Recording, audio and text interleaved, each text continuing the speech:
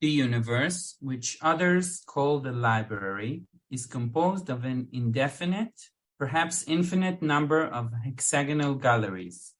In the center of each gallery is a ventilation shaft, bounded by a low railing.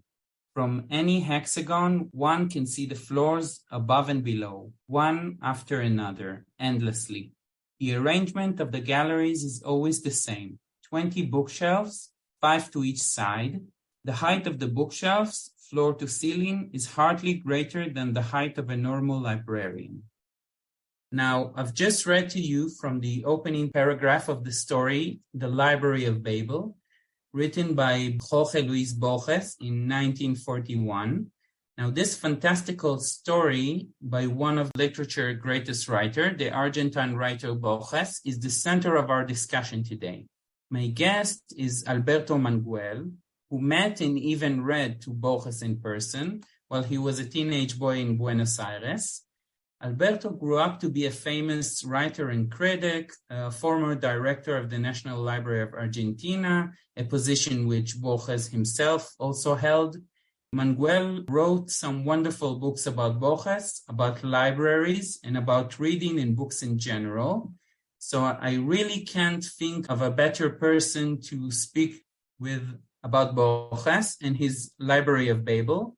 And I'm honored that he agreed to speak to us today. So hi, Alberto, and thank you for joining us. Hello. So I already said you're the former director of the National Library of Argentina. So maybe you're the person to ask. And so I have to ask, do you think that all men, as the story says, are imperfect librarians? Yes, Borges was right in the sense that everyone is an imperfect librarian because we try to put the universe in order.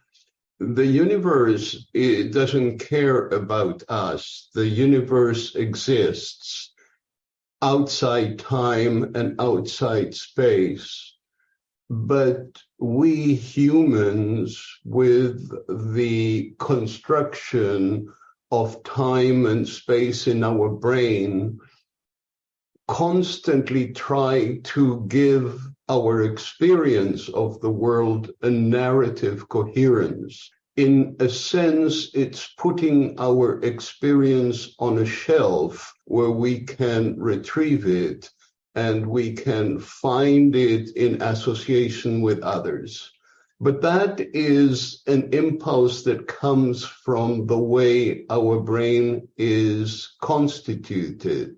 Maimonides, one of the great thinkers of all time, understood that these functions elicit in us two different gestures. One is that of the orderly librarian who wants to put everything in categories.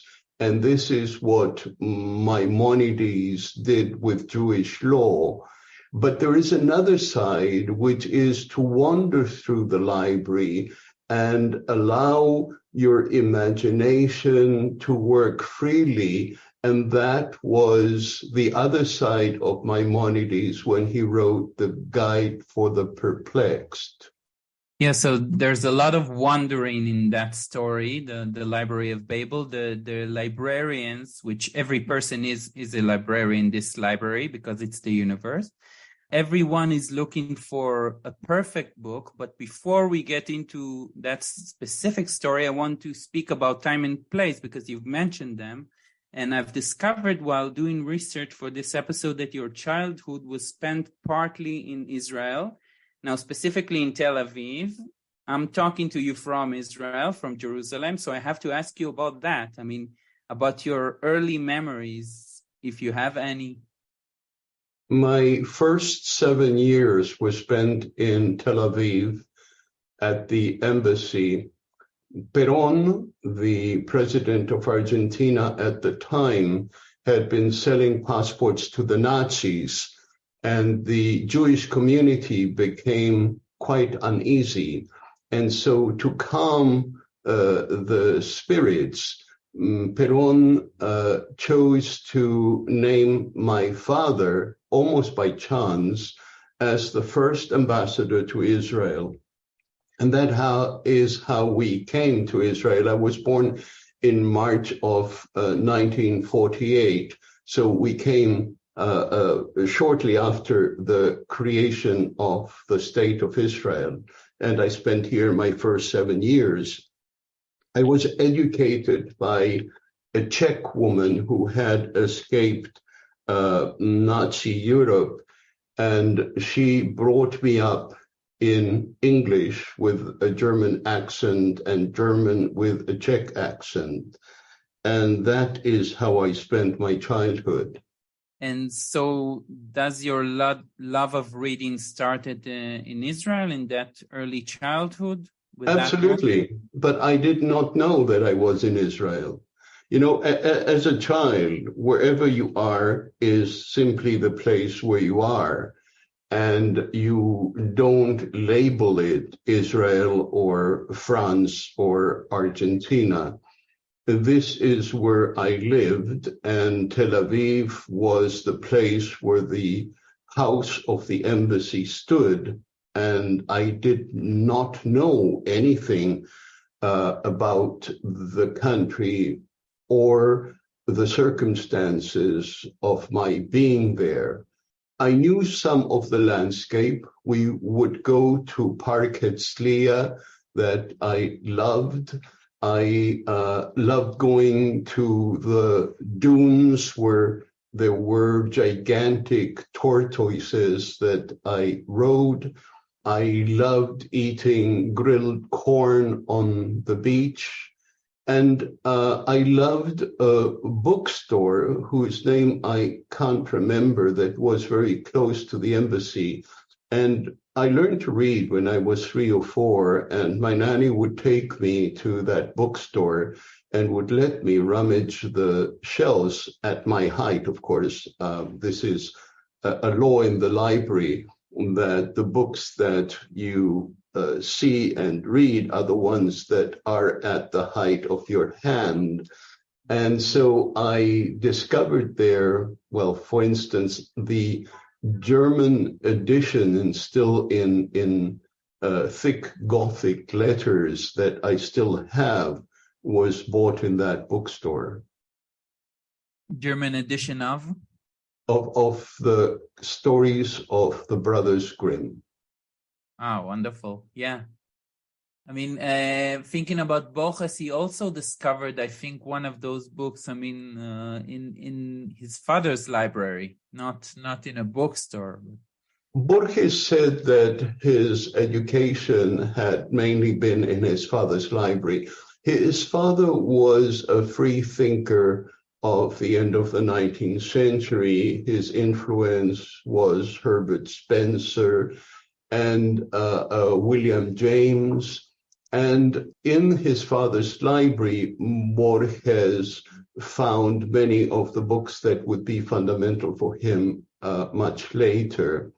His father taught him the paradoxes of Zeno by playing chess, and allowed Borges the run of the library. But Borges read his first books in English, some in French. Don Quixote he read for the first time in an English translation published in France. So that was the beginning of the Universal Library.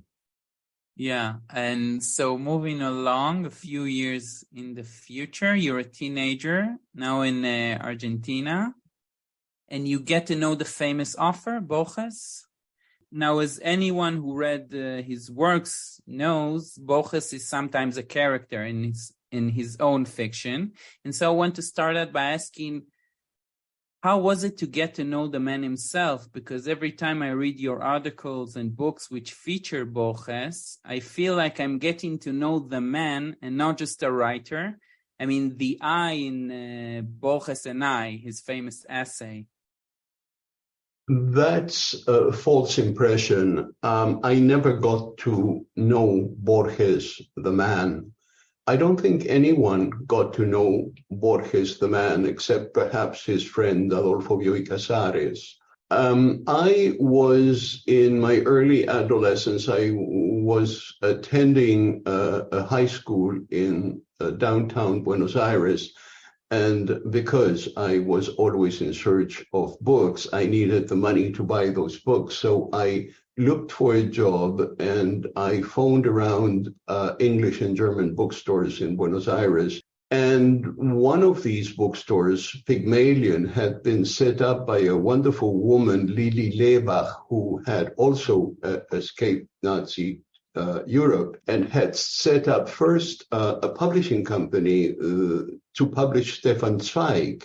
She was the first to publish Zweig in German, and then created this bookstore that was attended by many of the Argentinian writers who wanted to read English and German. And Borges would go to that bookstore. So when I got my job at the bookstore, Borges would come with his very aged mother in search of books on Anglo-Saxon, because he wanted to study the old Anglo-Saxon language. And his mother would get very impatient. She would say, you know, Borges, Georgie, why don't you study something useful like Latin or Greek?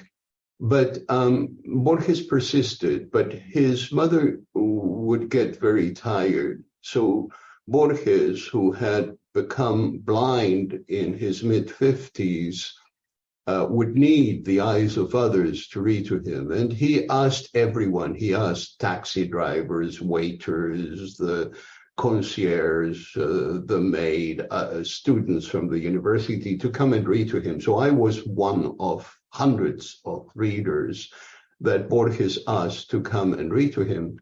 And for about 3 years, I went every evening after school to Borges's house to read to him. And how was that experience? And do you remember what did you read to him? Borges, when he became blind, he said that he would no longer write prose. He said that he could continue to write poetry because poetry came to him as a music to which he added words, and so he could dictate those words. But to write prose, he said, he needed to see his hand write. So for about 10 years, I met him in the early mid-60s. Borges didn't write or compose any prose, but ideas for stories came to him and ideas for essays. And so eventually he decided that he would go back to writing short fiction. But because he was such a professional craftsman, he thought he might have lost the gift of writing, and so wanted to revisit the stories he liked best, stories by Henry James, Stevenson, Kipling, above all, that he thought were masterpieces, to see how they were built. It was like a mechanic inspecting a motor to see how the bits go together. And so I would arrive at Borges's house. It was a very modest apartment in downtown Buenos Aires. And he would be at the door, always impeccably dressed in a suit and tie, with his hands on his stick. He would open the door. He would say, "Good evening." And there was no small talk. He never asked, "How are you? Is it raining? Have you eaten?" So the first thing he would say is, "Let's read Kipling tonight." And so we would sit down. He would give me the book. I would start to read. And he would interrupt me many times because he wanted for himself to make a commentary on how a phrase was written, or how a character was described, or a certain word used in a certain sense. And of course, I was witness to this. It was as if I were sitting on the front row in Borges's mind, watching him read. But it was never the experience of somebody reading to someone else. You know, if you read to your child, to loved one, to a public, you interpret the text. But that was not what Borges wanted. He wanted a straightforward reading where the words would reel out of your mouth, and then he would listen to them and he could comment on them for himself. Then when we finished, we would go to a restaurant in a small hotel across the road, and he would always ask for very bland food because he thought that you shouldn't eat anything that would distract you from the conversation. So it was always pasta or rice with butter and cheese. And he would talk and I would listen. And I didn't know at the time what an extraordinary gift fate had given me. You know, when we are young, especially when we are young, we don't understand the generosity of the universe, this library that throws open in front of us pages that change our life. But they do. Yeah, I mean, it sounds so fascinating getting to know the person himself and just letting him speak, and you as a young person just listening. And I don't know how much of it you could understand at the time. I could understand a lot. We had very, very good teachers in high school. It was an extraordinary high school. So I could follow the conversation. But as I say, Borges didn't reveal himself. I knew nothing of his feelings or his friendships or his moods. He would only talk about literature. His world was the library. When he says the universe, in other words, the library, he means it. He lived in that library, and experience came to him through what he read. There was always a page that he could remember for anything that happened. A friend of his, Silvina Ocampo, the writer who was married to Bioy Casares, she loved her dogs very much. And so when one of her favorite dogs died, she was very sad and in tears. And Borges, to console her, said, Silvina, don't cry, because as Plato has told us, every dog is the dog and is the archetypal dog in heaven. And Silvina said, go fuck yourself. Yeah, and he dedicated some stories to her, The Gardening of Forking Path, for example. Yeah, and he dedicated to a lot of people. And you have articles that talk about the persons that he dedicated his books to. And through your articles, you get to know the area, the Buenos Aires, and the life of Borges, which you said that you didn't know at the time. I mean, he wasn't going to reveal it to yourself. So how did you get to know his biography later on? Well, his biography was from the very beginning available to anyone. You know, when we talk about knowing someone, we assume that through the facts that are given to us, where the person eats, where the person lives, how the person interacts with friends, we know the person, but we don't know the person.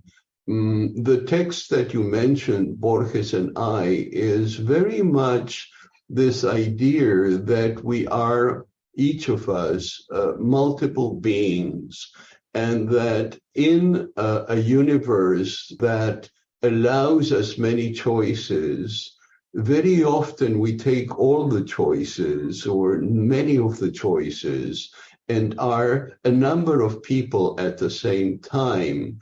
Borges was fascinated with the theory of parallel universes. He didn't know string theory, but he would have embraced that theory in the same way that the multiple and simultaneous times appear in astrophysics today. He believed in that while you and I are having this conversation, another you and I that are the same you and I are having a different conversation, and the you and I are not having the conversation on a third level, in a third time space. Borges truly believed in that, and I think it gave him hope, because he felt that he had never been happy. In his private life? In his private life, his only private life were his books. So in that world, in that library, he was happy. But when he tried to take that experience into the world that we call real, he was not happy. He didn't have, as I said, friends other than Bioy Casares. He never had a satisfactory love affair, and so on. So he has a poem that begins, I have committed the worst sin possible. I have not been happy. And he also talks about not having children and the boy I never had. He also have a poem about that. And there's a lot of disappointment. Borges, I think that through his reading, wanted to be a man of action, one of the heroes of his favorite Scandinavian sagas, or a character in Stevenson or Kipling, these dashing adventurers and great lovers. And he never was that. We have the testimony of some of the women that he courted, and they all more or less say the same thing, that they seem to be with someone who stepped out of a book and was acting as they thought a hero in a Stevenson novel should act. And Borges didn't allow himself to be someone else than the character brought out in his readings. But I think that doesn't matter. I'm very sorry for Borges, the man, not having been happy, but I'm very grateful, as we all should be, for the man who was able to write the books he wrote, and that blazing intelligence that goes into the library and opens for us unexpected treasures in everything he read. And speaking about the library and the writings, I mean, the Library of Babel, the story, is not the first time that Borges deals with the idea of a total library. I mean, he wrote an essay about the same topic and surveyed the idea or the history of the idea. The interest in this idea of permutations starts very early with Borges. He came across this idea in Lewis Carroll, in a very little read novel of Lewis Carroll called Sylvie and Bruno, where one of the characters says that in the future, all the books will have been written because we will have used all combinations of words. So we will not ask, what book will I write, but which book will I write? And that is, of course, the essence of Pierre Menard, author of the Quixote, who decides to write the Quixote, not copy it, not invent it again, but write it. And Borges, we must remember that Borges, on the one hand, took these ideas seriously, but on the other hand, was always having fun. He said that he wrote short stories because imagining the plot for a novel was entertaining, but sitting down to write it was an unspeakable bore. So he preferred to invent commentaries on novels that he never wrote, or introductions to books that had never been written. And this amused him. When he worked with his friend Bioy Casares on the text that they wrote together, I was waiting to have dinner with them, talking to Silvina in the living room, and we could hear them cackle, shout with laughter when they were writing their very funny texts. So Borges starts when he was a very young man, discovering Lewis Carroll, discovering Schopenhauer, discovering above all Kurt Lewitz, whom nobody reads now, was a very interesting writer of short fiction, a German expressionist. And there he discovers a story about a library that is the permutation of all letters.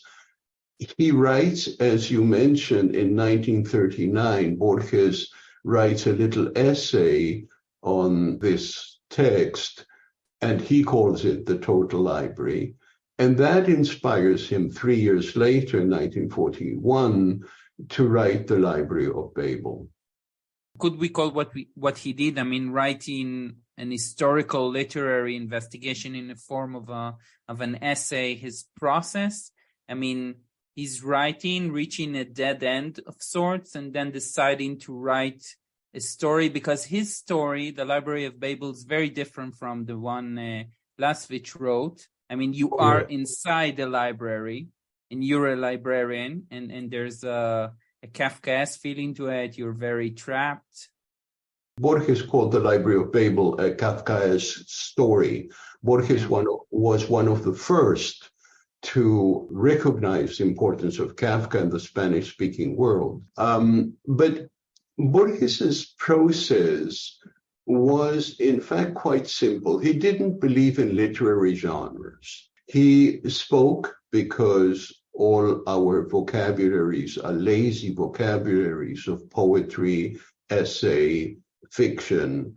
But whenever he wrote, he tried to blur the distinction between the genres and work against the reader's expectation of a genre. So if you come across a text by Borges that looks like an essay, you can assume that it's really a fiction. If you come across a fiction, you can assume it has aspects of a poem or an essay, and so on. The awful, abominable edition of Borges in English, published in America, goes against every one of Borges's wishes.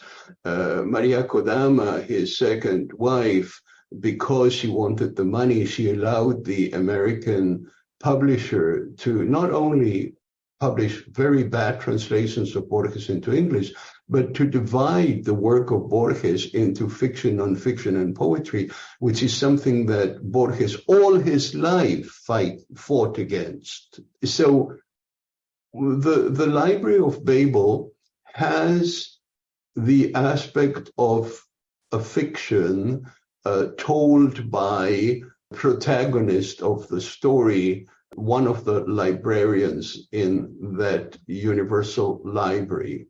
But in fact, it's an essay. It's an essay about the possibilities of the combinatory art, which, as the epigraph from Burton tells you from the very beginning, is what the essay is about. And Borges says in the earlier text that the idea of looking at the combination of letters to create a text is almost a commonplace, almost a cliche. You find it in almost every philosopher you can think of. You find it in Cicero, and so on. But he wanted to take this to the extreme and see what would happen. But what underlies this text, which is, as you know, one of the most important texts of the 20th century,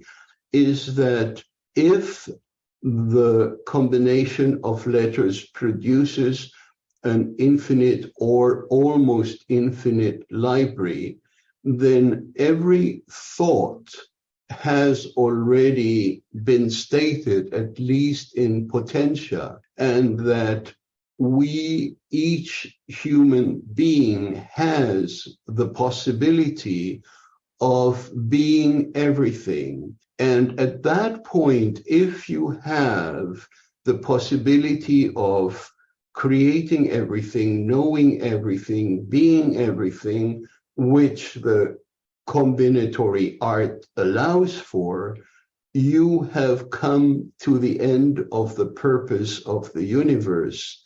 That is to say, Borges has another story called The Writing of the God, where a priest who is imprisoned in a dungeon discovers in the markings of a leopard, what Borges calls a tiger, the secret writing of the gods that allows him the key to the universe, and that if he pronounces this key, he will be all-powerful.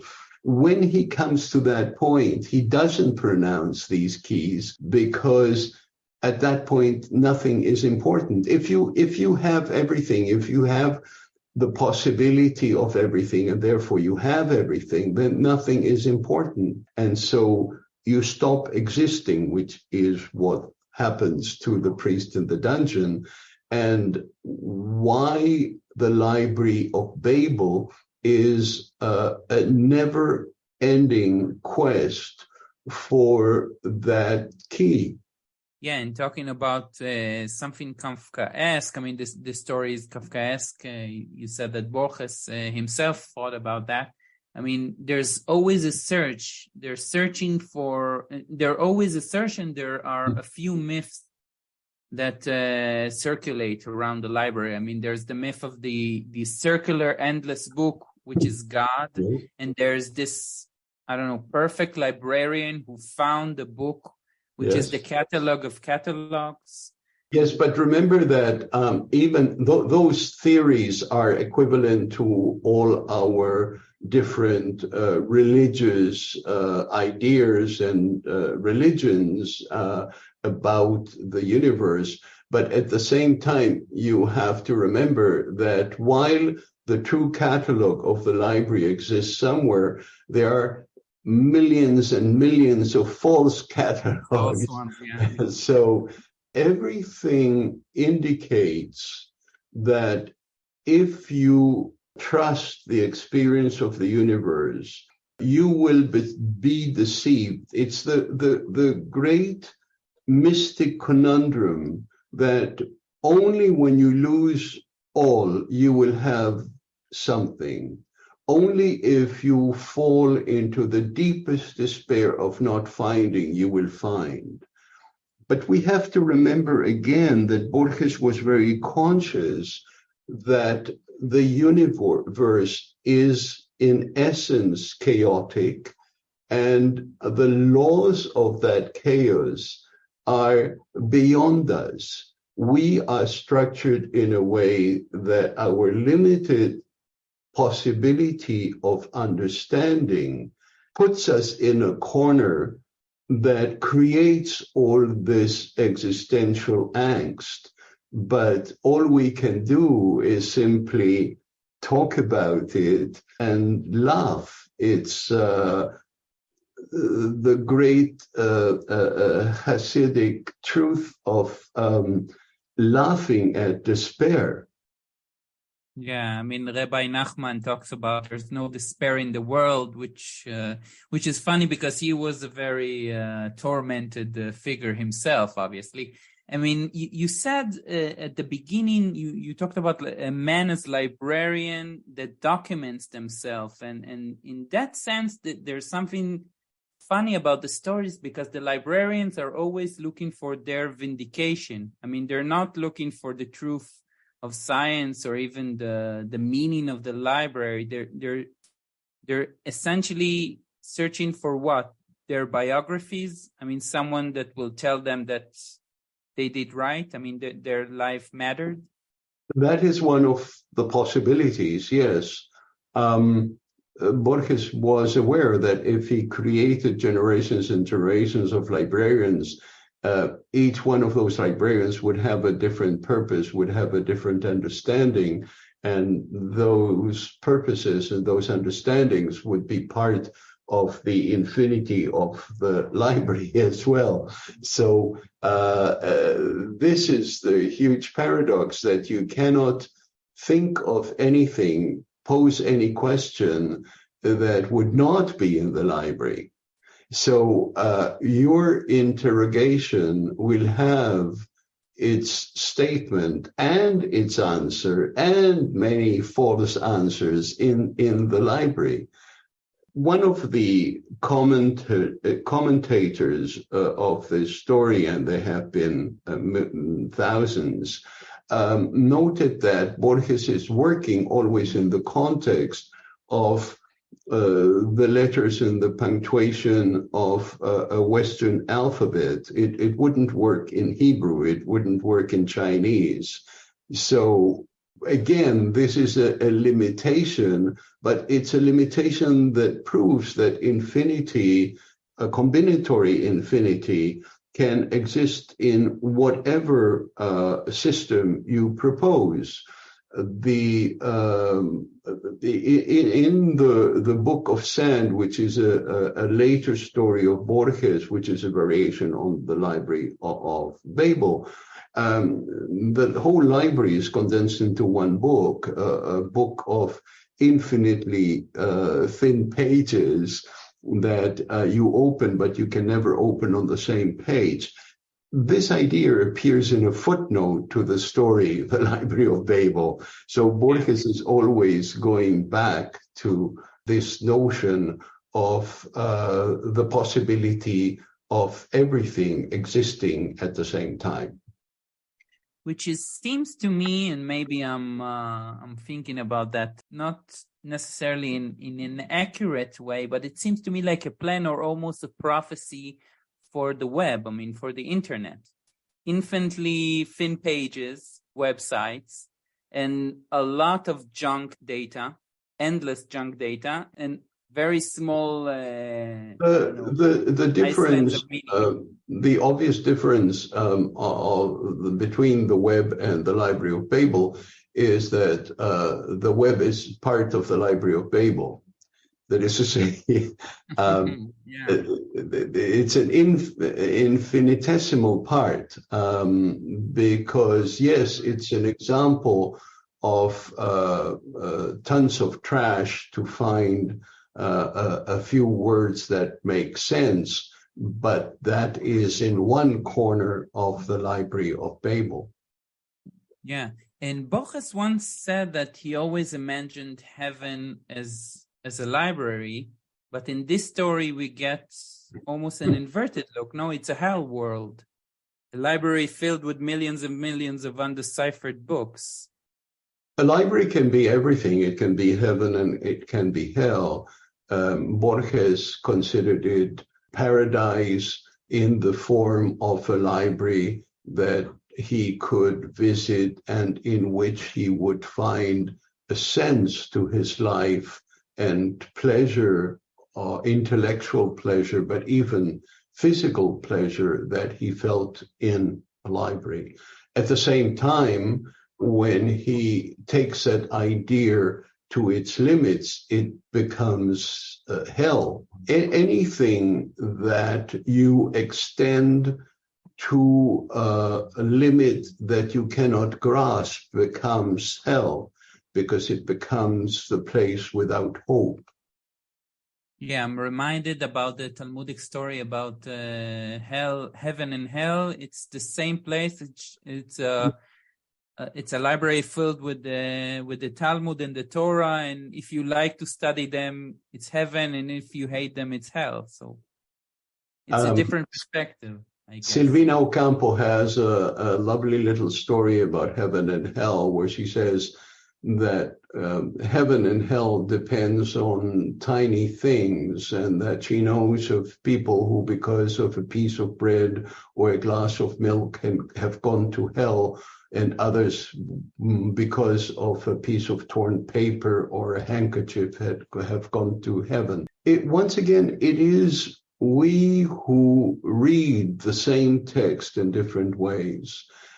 In order for the Library of Babel to exist, one of the commentators, reducing the Library of Babel to the Morse code, imagined that the Library of Babel could consist of nothing but two books.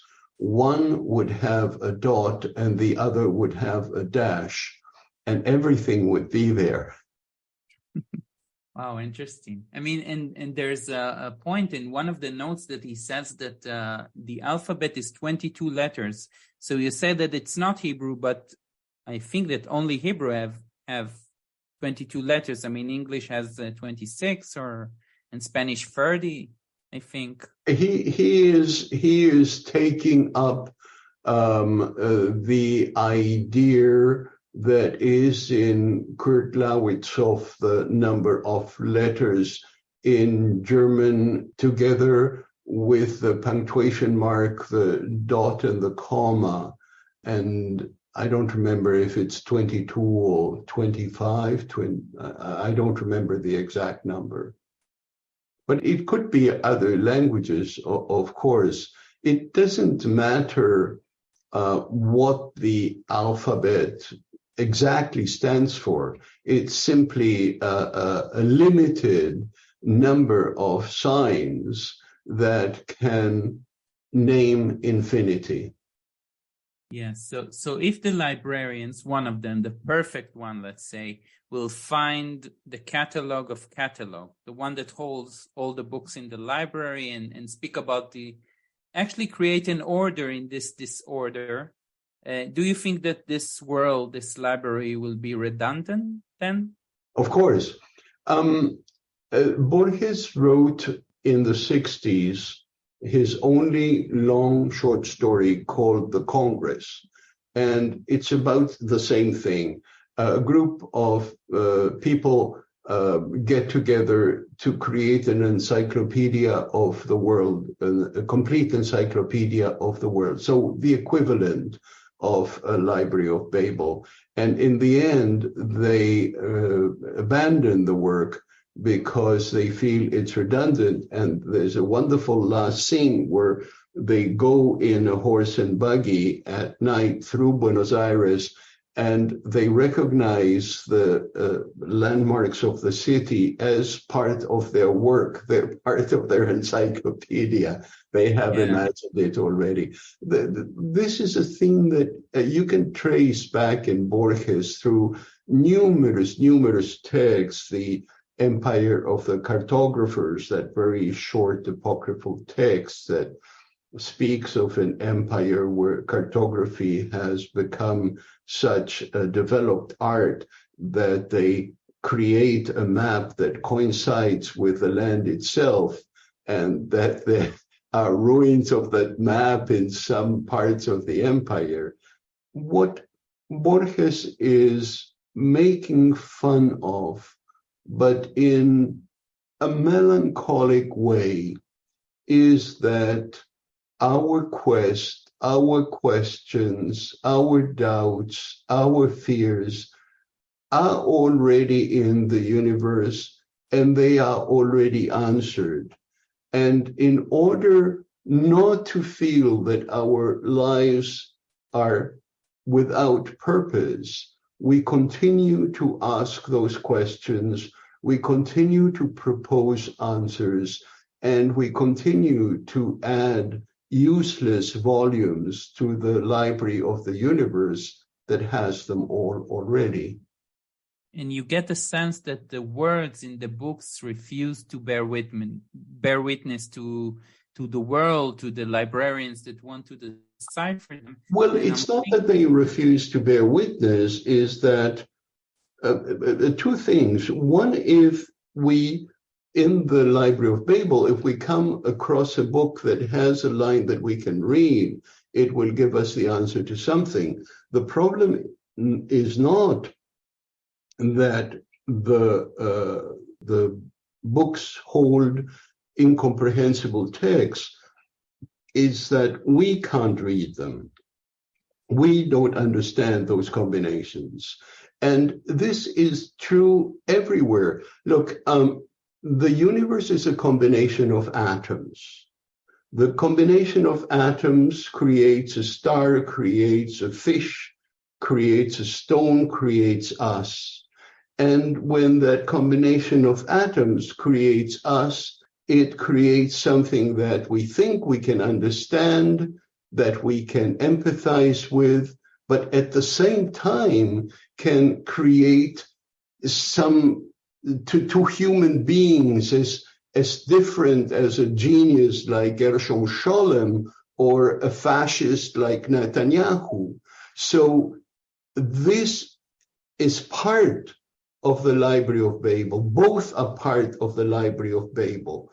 And we have to work as librarians through all these spaces and corridors, but unfortunately, we can't censor one and accept the other. In a normal library, you can do that. You can throw out what you like and keep what you like.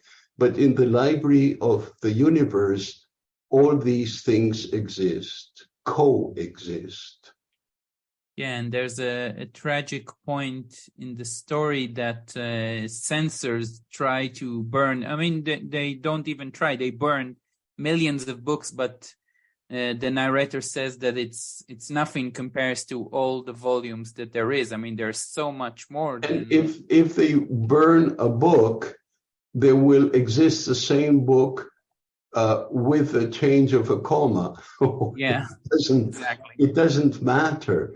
And taking this idea to a larger sense for us in history, that is true. The book burnings that we have suffered, the books burnings that are taking place now today in the United States, in the school libraries, they matter as a gesture of the renewal of fascist thought, but they don't matter ultimately because those books will continue to exist because the ideas will continue to exist. You can burn a book, you can't burn a man, contrary to what Heine said. Yeah, but we did lost some books to pages of history.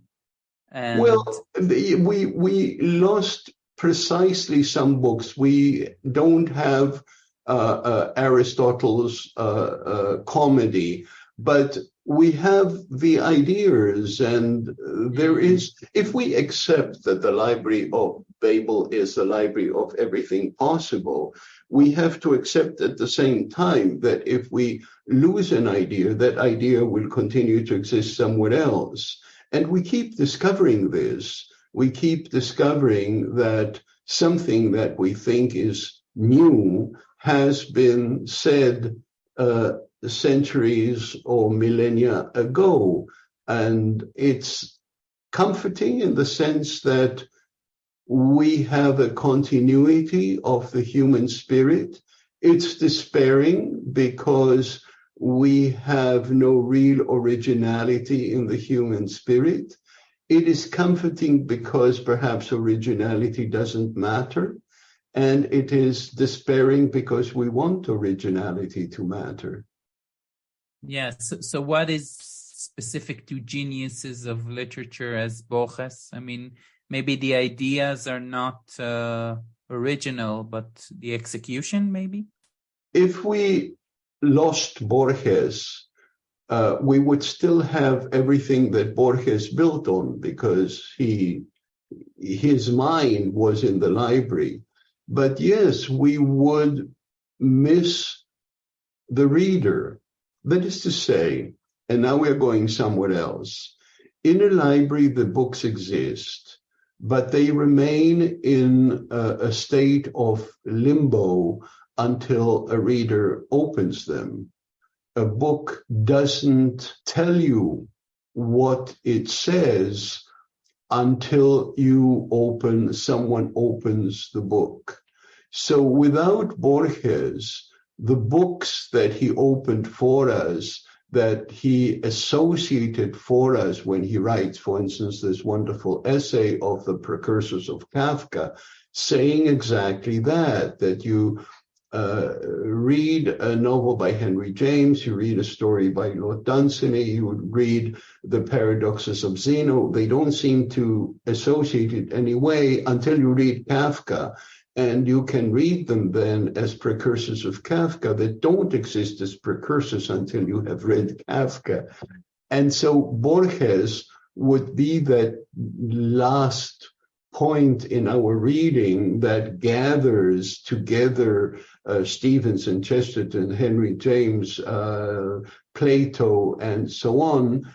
But without Borges, perhaps somebody would go and be able to retrace and gather these readings in another, fresher net. Yeah, I mean, he always seems to me like the last person to read all of the books in the world at the time he was living, obviously. But he didn't. People are still writing. Borges's library was quite limited. And the writers that Borges dismissed are legion. So the Russians, yeah. Oh, well, the Russians and the French novelists and the realists of Europe and great poets, Lorca, Rimbaud, and so on and so on. But it doesn't matter because we can pretend to be omnivorous, but we all have certain tastes, and we won't eat this and we won't eat that, and we prefer this. And an intelligent reader accepts that this is the reality. And with what you have, you make the best stew in the world, because you can't put into a good stew everything you have in the kitchen. You select and you prepare your dish. And if you are an extraordinary cook like Borges was, you create these texts that open the Library of Babel for us. Yeah, and Borges did spoke about himself as a reader first and foremost. Yeah, he said he's proud of the pages he read more than those he wrote. And how do you understand that statement? Well, I coincide exactly with that. I would define myself in the same way, because when we speak of reading a page, we don't mean regurgitating the words. We mean picking and choosing and recombining and remembering certain bits and forgetting certain others and inventing certain interpretations. And so the reader creates a text.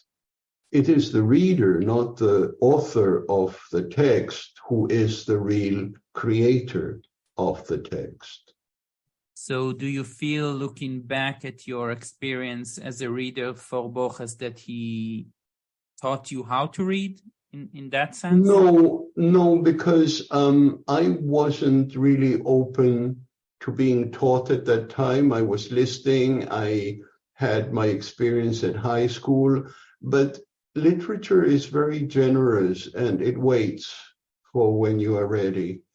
And so many years later, I began to reflect on the memories of the conversations with Borges. And that is when I began to understand what I was doing as a reader. So I end each episode with recommendations. And because we're talking about Borges, I would love to hear your thoughts about maybe his stories and other writings. Which ones are your loved ones? I mean, which one do you return and reread on occasion? If I had to recommend a book by Borges to someone who has not yet read Borges, it would be what in English is called dream tigers. And in Spanish, el hacedor, which is a translator of the maker, which is the word that Anglo-Saxons use to define the poet.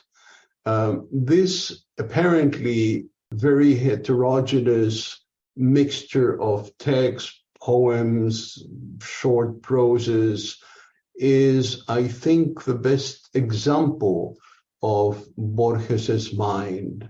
For me, this little book is absolutely essential. And if you start with Dream Tigers, you can go on, of course, to the celebrated collections, fictions, the Aleph and the Book of Sand and so on. But I would start with Dream Tigers. And that is the essence of Borges's Library of Babel. Yeah, interesting picking some of his later works, maybe a bit less known. So that's an interesting choice. And Alberto, thank you for this talk. It was fascinating. Thank you. And have a wonderful summer, not too hot. You too.